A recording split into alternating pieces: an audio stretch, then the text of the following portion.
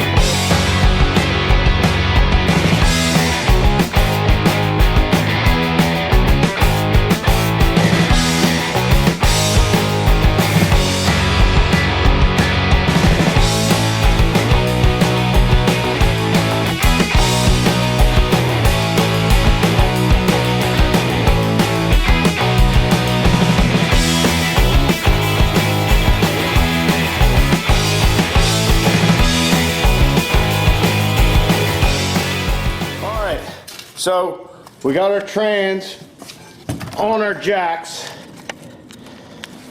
As you can see, I strapped it down to the transmission jack. I always do this because I do it by myself. I don't want to risk it slipping off. I'm not sure, but I might need to put a block underneath the transfer case. I don't know if that jack goes high enough, but we'll have to jack the truck up a little more in order to get it under there.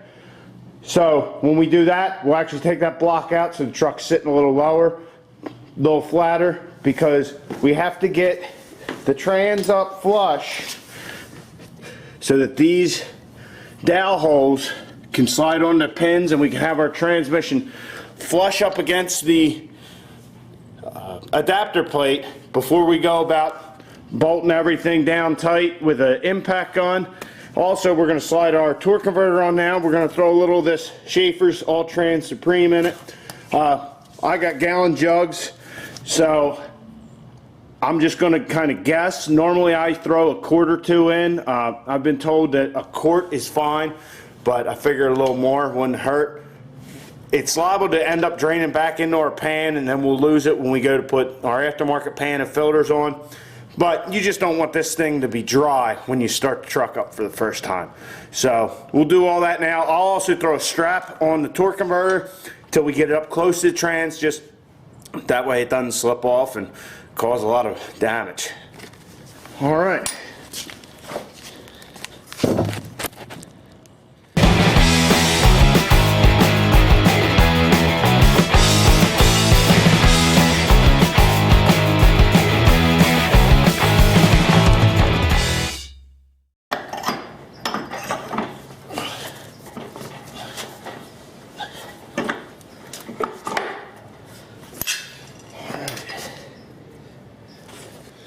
Alright, so torque converter's in. As you can see, I can't fit my hand down behind this.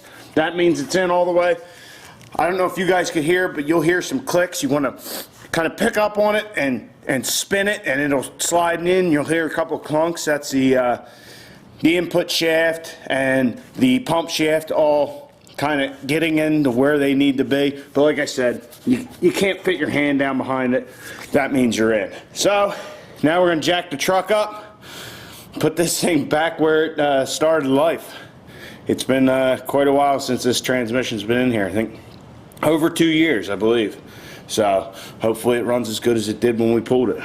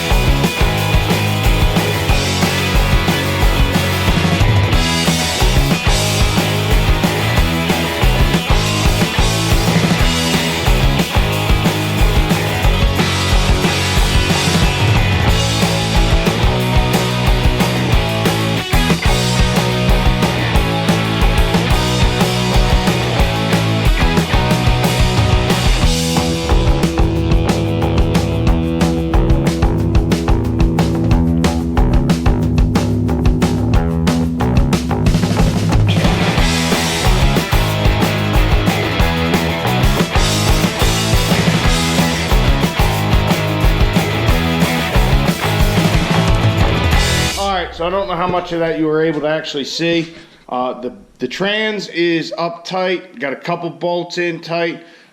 The transmission jack supporting it. I thought I was going to need the other jack to hold the transfer case a little, keep the trans jack stable. I was mistaken about that, which is good. I just used it for leverage to get it, straight against the adapter plate and get our dowels lined up good. So all we got left, well, I shouldn't say all we got left, but what we're going to do now before we pull that jack is we're going to put this plate on the transmission, which will take this absorber, adapter, whatever you want to call it. That'll bolt to that, and then we'll bolt our transmission cross member up, and then we can pull our jack.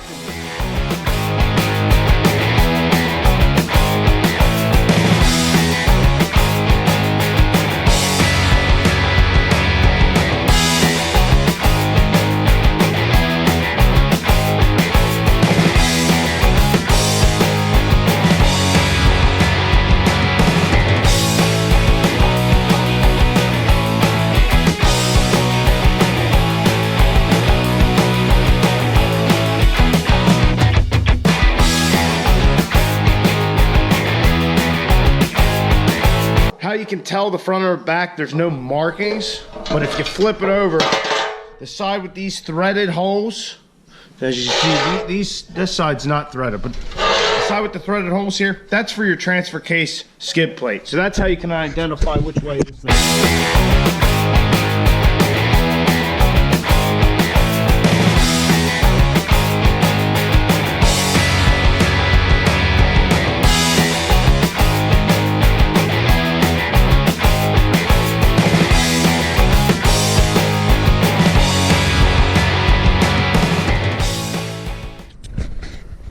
Alright, so the other day my battery had died and I had to get up early the next day anyhow, so I just stopped where I was at. I think the only thing you might have missed with the battery dying was running kind of the wiring and getting everything back in place there where it's supposed to be. So right now left on our 68 RFE install is we have to flush the cooler, because the last time when I pulled the trans it was because I broke an input shaft for the 48 RE, so we're going to have to blow that out. I'm going to have to figure out some new cooler lines for that, because we had went to an AN fitting style to go to the 48 RE, but now we're going to hook back to the 68. So I got to figure that out.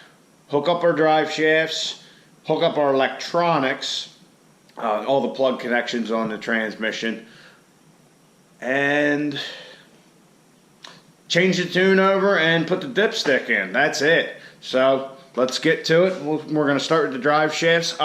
The rear drive shaft is completely out. The front drive shaft, what I usually do, and this is easy for you if you're just swapping that thing around a little bit. Oh, we got to check the transfer case level too. But anyway, the front drive shaft, I just zip tie it up out of the way to the frame rail, so I don't need to worry about the front of it. You can pull the transfer case off, no problem. So yeah, we definitely got to remember to check that transfer case level, as we did spill some fluid out the back of it. So let's get to it.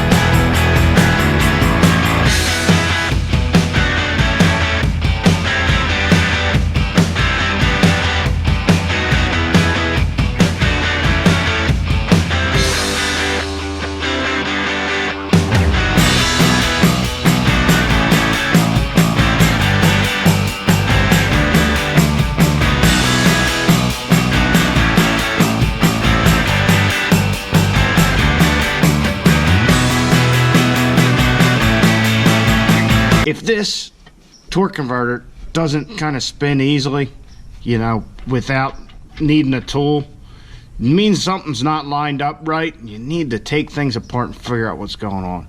But we need to bolt this up. I believe there's 6 bolts. There is an inspection plate up here. I don't know if you can see it or not. Right there. Through that, we will access our flex plate bolts. This thing just kind of slides out of the way. You got a couple holes there. So we'll go ahead and torque. These get torqued with red Loctite. You need red Loctite because you do not want them coming out. You will destroy some shit.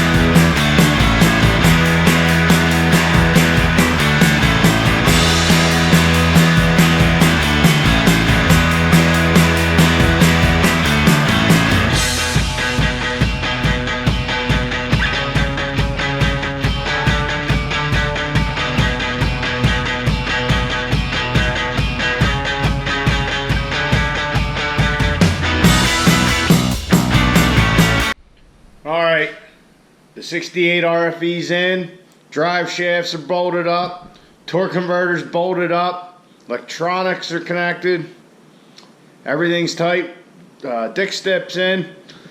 All we got left is to flush the cooler and redo our cooler lines. I'm probably going to just make that for a separate video because it's getting a little late now, and you know, tonight's a school night, so I got work tomorrow.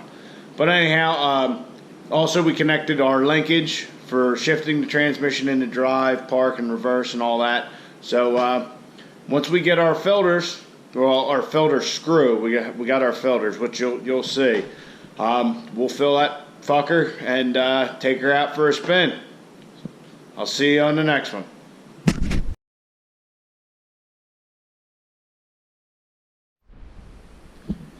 So the other night when I was wrapping up the video, I got in the house and I completely forgot to check the transfer case, which we lost some fluid. I'm not quite sure how much. That kind of stuff kind of expands and makes it look like you lost a lot more than you did, but I'm expecting it to be low. It's something simple, probably take us 5 minutes. Here's how I do it. The tools we're going to be using is, of course, we got our transmission fluid and 3/8 drive ratchet for taking out the plugs. You're going to need rags. Inevitably with this, you're going to make a little bit of a mess. And then I use this little sucker, I guess you'd call it. Basically, you draw this back right here, and you put that end in the fluid, and you'll draw the fluid into it, and then you can put it in your transfer case and expel it into the transfer case. It's a lot easier to try and mess around with funnels and all that. So that's what I like to try and use. I make a big mess whenever I do just about anything. I can find dirt in a NASA clean room. So anything to try and limit that is helpful. So let's get to it. All right, this is a Borg Warner transfer case. I believe they started putting these in behind the Cummins in 2012, which is what year truck this is. So here's your drain plug if you wanted to change your fluid. This is fairly fresh fluid. We lost some out the tail end, so I'm sure we're low. Well, I imagine we are, but we'll pull this, and this is how you actually check it. You just use a 3/8 drive ratchet, and I'd like to put an extension on there so when I get it loose, I can just do it by hand. And then if it is, like if you're just checking the level, you can put it right back in and no more mess. So there we go, nothing's coming rushing out. You can put your finger in there and check the level, and really it's not that low. It's probably right where it should be. I like to try and get a little extra fluid in there. It doesn't hurt. It shouldn't hurt, but a little bit of extra fluid isn't going to hurt this thing. So that's what we're going to do. I'm going to get my sucker filled with fluid. All right.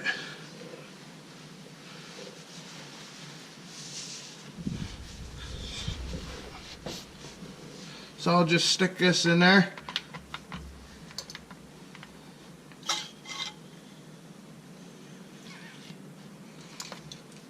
And as you can see, you got fluid coming out pretty quickly now. Oh, my drain plug's rolling away.